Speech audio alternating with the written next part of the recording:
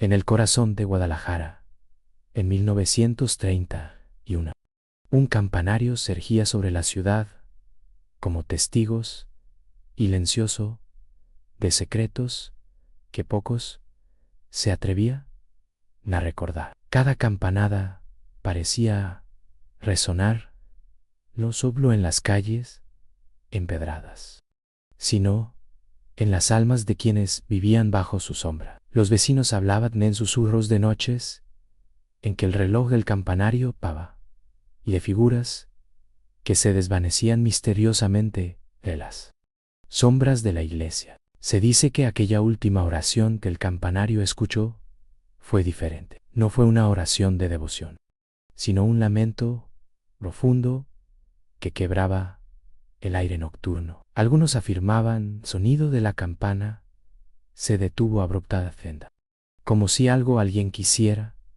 que nadie escuchara lo que estaba por suceder. Hoy, casi un siglo después, los secretos de aquel lugar siguen latentes. Las historias contadas por los ancianos del barrio lo hablan de fenómenos extraños, sino de decisiones humanas que marcaron la ciudad para siempre. ¿Qué ocurrió realmente aquella noche? Porque el campanario dejó de sonar para siempre. En esta historia recorreremos callejón olvidados, descubriremos documentos polvorientos y escucharemos relatos que parecían destinados a desaparecer en el tiempo. Prepárate a adentrarte en un misterio que une lo histórico y lo sobrenatural, donde cada detalle podría ser la clave para entender la última oración del campanario. Antes de seguir, quiero saber de ti, desde qué ciudad y país estás viendo esta historia. Déjalo en los comentarios, porque este relato nos conecta a todos, sin importar dónde encontremos. Guadalajara, 1931. Las calles adoquinadas aún conservaban el olor a tierra mojada después de la lluvia. El humo de los sodes de Ponte Esclava con el aroma de los caves recién servidas con los pestos de la plaza participada.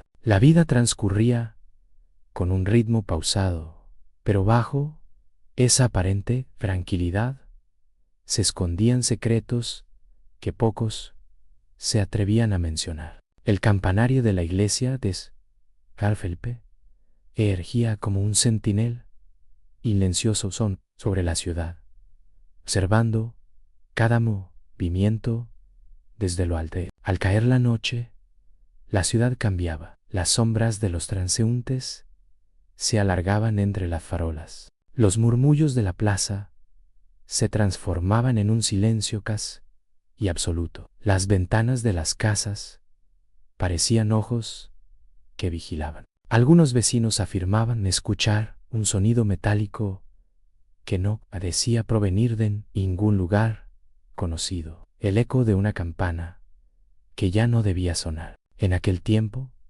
los rumores sobre el campanario comenzaron a circular entre los habitantes más antiguos. Se hablaba de noches en que la campana sonaba sola, sin que ningún campanero estuviera presente. Otros contaban haber visto figuras encapuchadas subiendo lentamente por las escaleras de madera que conducían a la cima, solo para desaparecer cuando la luz de la luna iluminaba la torre. Entre estos relatos surgía una historia particular, la de don Emilio, un anciano carpintero que había vivido toda su vida frente a la iglesia. Él aseguraba haber escuchado la última oración del campanario y concordaba estrictamente la tenación de corrió.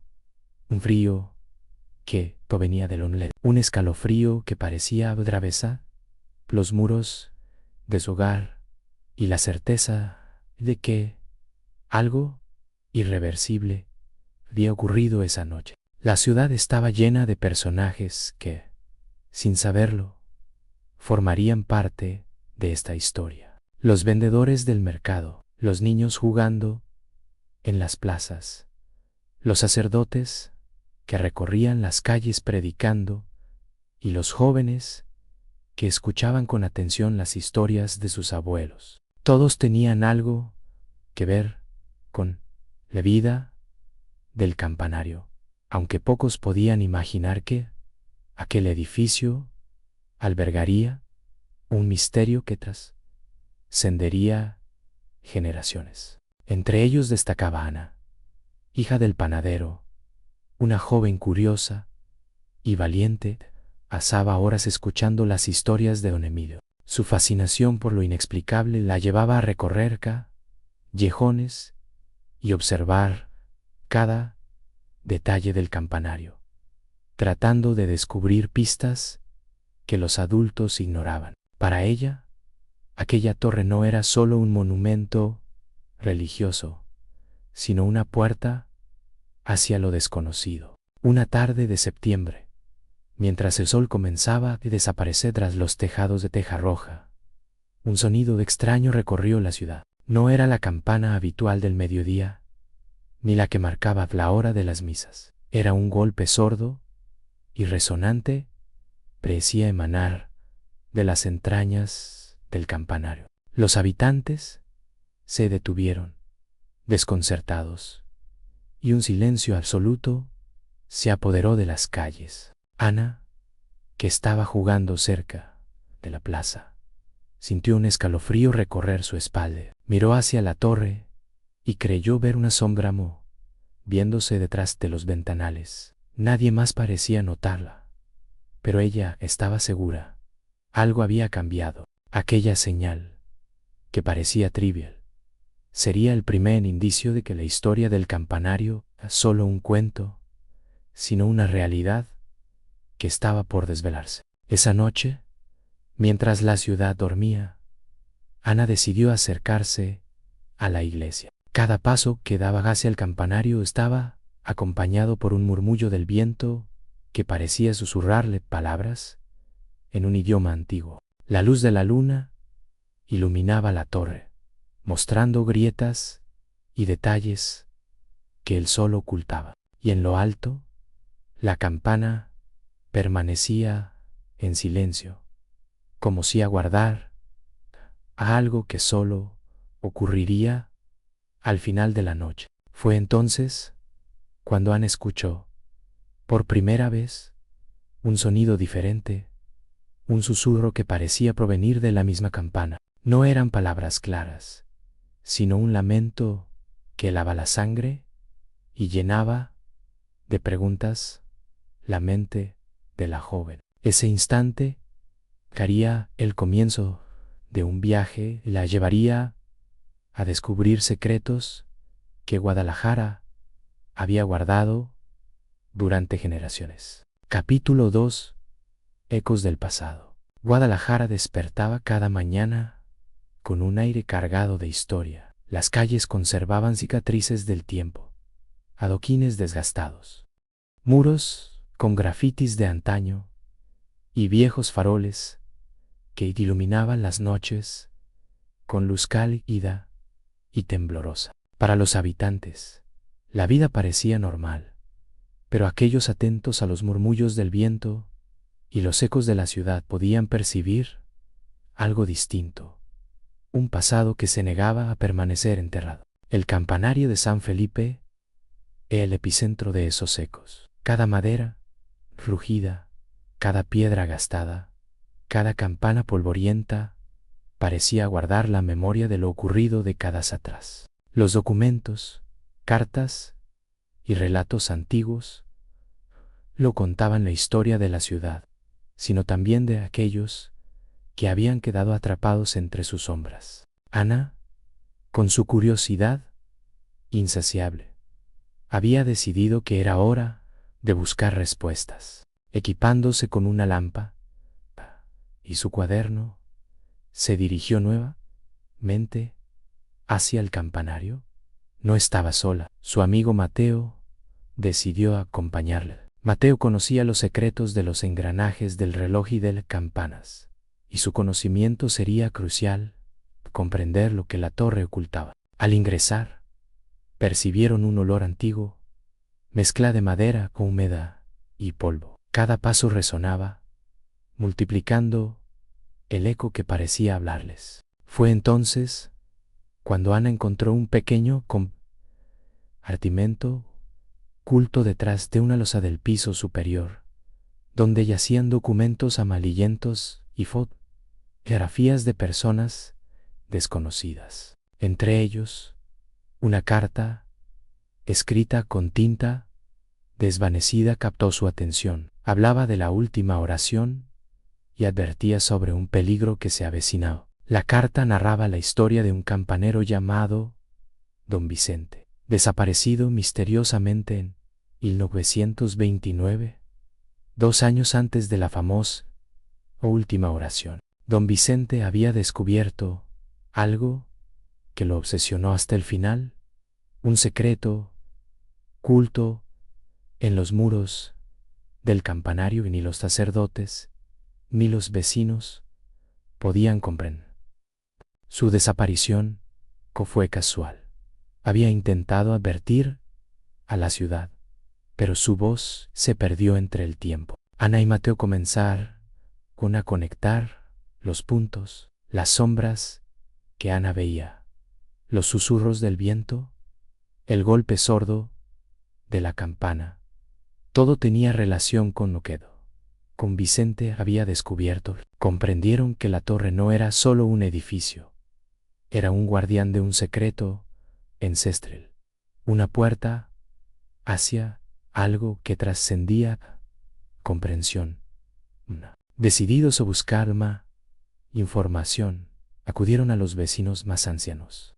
La señora Clara, que vivía frente a la plaza desde antes de 1920, narró cómo las campanas habían cambiado de sonido en los últimos años. Un tono más grave, más profundo, que parecía resonar en el pecho de quienes lo escuchaban. Otros vecinos hablaban de sombras que se movían sin sentido, de figuras que desaparecían y de noches en que la ciudad decía contener la respiración. Cada relato coincidía en algo. El campanario no marcaba el tiempo, sino que registraba la memoria de la ciudad. Todo lo que allí ocurría quedaba impregnado en su estructura, en su madera y sus piedras, como si el edificio tuviera vida propia. Una noche, mientras revisaban los documentos, la campana, que había permanecido inmóvil durante décadas, comenzó a vibrar lentamente. No sonó el tradicional repique, fue un sonido bajo, prolongado, que parecía penetrar los muros y reverberar en sus almas. El viento comenzó a moverse en corrientes extrañas, y una sombra fugaz cruzó a luz de la lámpara, proyectándose sobre las paredes. Ana sintió miedo, pero también una extraña fascinación. Comprendió que aquello que el campanario protegía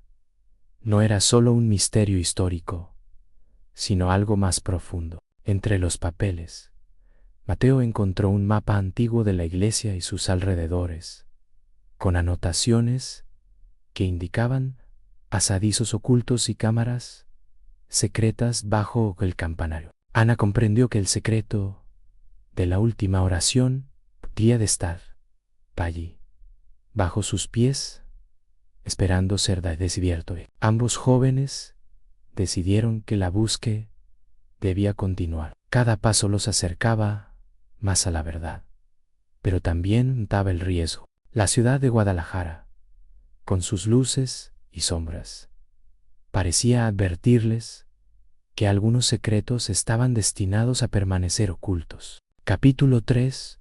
En la cámara oculta. Ana y Mateo, armados con linternas y una determinación creciente, regresaron al campanario al caer la noche. La ciudad estaba tranquila, pero la sensación de ser observados no los abandonaba. Siguiendo el mapa antiguo que Mateo había encontrado, localizaron una losa ligeramente suelta en el suelo de la torre. Con esfuerzo, lograron moverla y revelar un estrecho pasadizo que descendía hacia la oscuridad total. El aire que emergía del túnel era frío y húmedo, cargado de un olor a tierra mojada y madera antigua. Cada paso que daban resonaba en la profundidad, multiplicando los ecos y haciendo que el corazón latiera más rápido. Ana sentía una mezcla de miedo y fascinación. Sabía que estaban a punto de descubrir algo que nadie había visto en casi un siglo. Al adentrarse en el pasadizo, comenzaron a notar cambios en la percepción del espacio. Las sombras parecían moverse por sí solas. Un murmullo casi inaudible recorría las paredes de piedra. Mateo intentó racionalizarlo. El eco, la acústica del túnel, la emoción. Pero Ana percibía algo más profundo. Era como si las paredes mismas susurraran secretos antiguos. De repente, el peseco retumbó desde lo profundo del túnel.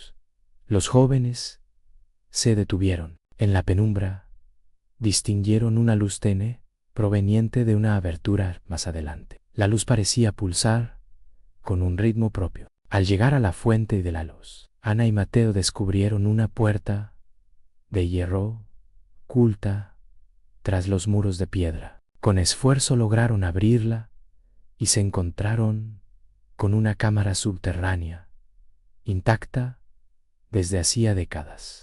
La sala estaba llena de objetos antiguos, campanas pequeñas, libros polvorientos, manuscritos y símbolos tallados en las paredes que nadie entendía completamente. En el centro de la habitación, una gran campana de bronce descansaba sobre un soporte de madera, cubierta de polvo. Aunque estaba inmóvil, emitía un zumbido tenue que decía resonar directamente en sus mentes. Ana se acercó lentamente y colocó la mano sobre su superficie.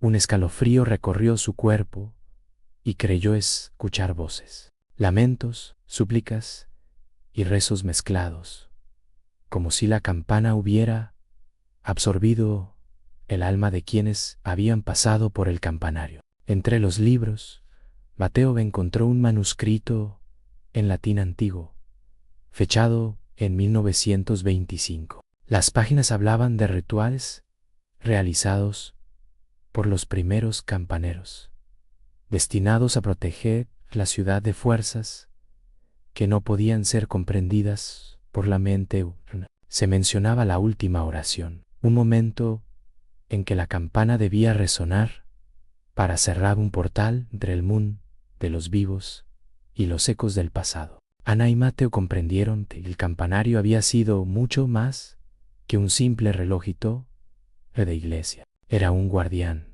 un vínculo entre épocas y dimensiones. La desaparición con Vicente no había sido casual. Había intentado cumplir con el ritual, pero algo lo había detenido, dejando la campana en silencio y los secretos ocultos bajo la ciudad. Mientras revisaban los objetos, la temperatura de la cámara descendió bruscamente. Las sombras comenzaron a moverse con independencia. Formaban figuras que parecían humanas pero desvaneciéndose al intentar mirarlas directamente. Un murmullo constante llenó la habitación. Ana sintió como si cientos de ojos invisibles los observaran. De repente, la gran campana central comenzó a vibrar levemente. Un sonido profundo y melancólico recorrió la cámara. En el eco, Ana creyó reconocer palabras.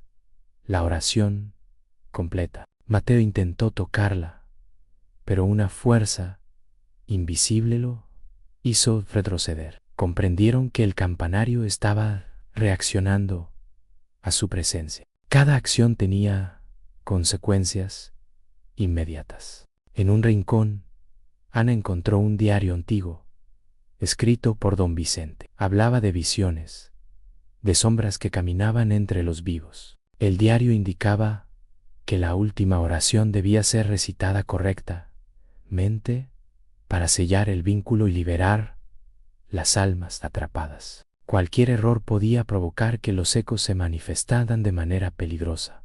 afectando a toda la ciudad. Capítulo 4. La última oración. Tras descubrir la cámara oculta y los manuscritos de don Vicente, Ana y Mateo comprendieron su misión más que un simple hallazgo histórico. La última oración, solo un texto antiguo, era un ritual, debía ser recitado correctamente para cerrar el vínculo entre el mundo de los vivos y los ecos del pasado. Durante días, estudiaron cada palabra, cada símbolo y cada anotación del diario. Practicaron en voz baja, memorizando la cadencia, pronunciación exacta. La ciudad, aparentemente tranquila, parecía reaccionar a su preparación. Sombras fugaces, susurros apenas audibles y un leve temblor en la campana central. A medida que se acercaba la noche de la ejecución del ritual, los fenómenos se intensificaron. La temperatura descendía abruptamente.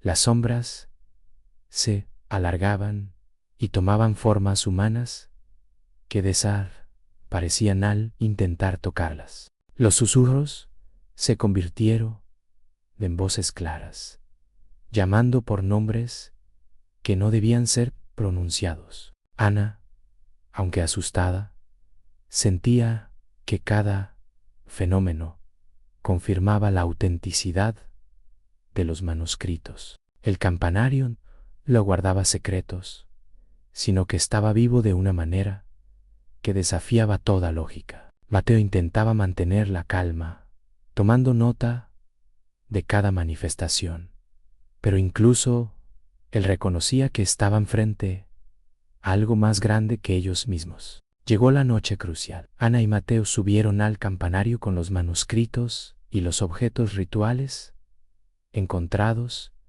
en la cámara secreta. La ciudad dormía, pero un viento extraño recorría las calles y plazas, como si todos los habitantes contuvieran la respiración. En la cima, frente a la gran campana central, comenzaron a recitar la oración. Al principio, solo se escuchaba su voz, temblorosa y vacilante, pero conforme avanzaban, un sonido profundo respondió desde la campana. Acompañaba cada palabra y amplificaba la vibración de la torre. Las sombras comenzaron a moverse a su alrededor, pero no de manera agresiva. Era como si quisieran escuchar, participar y ya el ritual. Mientras recitaban, imágenes del pasado comenzaron a materializarse. Don Vicente caminando por el campanario, vecinos de 1930 y uno observando las campanas. Figuras desaparecidas que parecían atrapadas entre las paredes de la torre. Ana y Mateo comprendieron, acaban viendo los ecos de la historia. Cada palabra pronunciada debía coincidir con los movimientos de la campana y los gestos rituales indicados en los manuscritos. Un error podía provocar que los ecos se descontrolaran, atrapándolos en el tiempo y espacio de manera indefinida. Al acercarse al final de la oración, un fuerte viento recorrió la torre, haciendo que las velas parpadearan y que las sombras danzaran frenéticamente. La campana central comenzó a vibrar con intensidad, emitiendo un sonido profundo que parecía atravesar los cimientos de la ciudad. Ana, con voz firme y clara, pronunció las últimas palabras. Mateo, siguiendo sus movimientos, completó el gesto final indicado en los manuscritos. Durante unos segundos, todo quedó en un silencio absoluto, tan profundo que ambos sintieron que el mundo entero contenía la respiración. De repente, un sonido agudo y prolongado recorrió la torre. Las sombras desaparecieron, las voces cesaron y la temperatura volvió a la normalidad. La campana permaneció inmóvil, pero la sensación distinta. Un alivio palpable llenó el espacio. Ana y Mateo comprendieron que habían completado la última oración. La torre ya no era un guardián de secretos peligrosos, sino un monumento vivo de la historia. Al descender, la ciudad parecía más tranquila. Las sombras se habían disipado y el murmullo de la plaza recuperó su ritmo normal. Ana y Mateo comprendieron que su vínculo con la historia de Guadalajara era profundo. Habían conectado con los ecos de quienes vivieron décadas atrás. Capítulo 5. El legado del campanario. Tras la recitación de la última oración, Guadalajara parecía distinta. Las calles transmitían una sensación de calma y orden. Antes no existía. Los habitantes dormían profundamente, ajenos a la fuerza invisible que había liberado los ecos atrapados durante décadas. El campanario ya no era un guardián de secretos peligrosos, sino un testigo de la historia viva. Ana y Mateo recorrieron las calles, observando los lugares donde las sombras solían aparecer. Todo parecía en paz, pero ambos sabían que la torre seguía viva de alguna manera. No podían explicarlo con palabras, solo sentían una conexión profunda con cada piedra y cada campana. A medida que caminaban hacia la plaza, comenzaron a percibir ecos residuales de quienes habían estado atrapados. Un murmullo suave recordaba plegarias y rezos antiguos.